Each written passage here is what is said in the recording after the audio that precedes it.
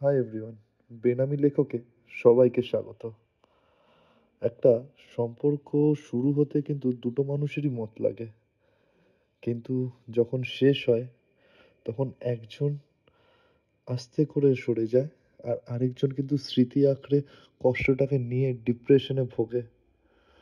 তোমরা যদি এরকম সময় দিয়ে গিয়ে থাকো, বা তোমার চেনা জানা কেউ যদি এই সময়টা পার করছে, তাহলে তার সাথে শেয়ার করো।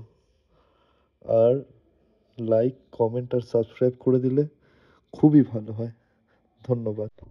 কষ্টের স্রোত চলছে বুকে, বইছে অনেক ঝড়।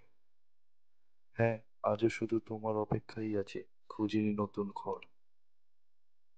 মন ঘুরছে পুরো, তবু আজও সবার সামনে আমি হাসি।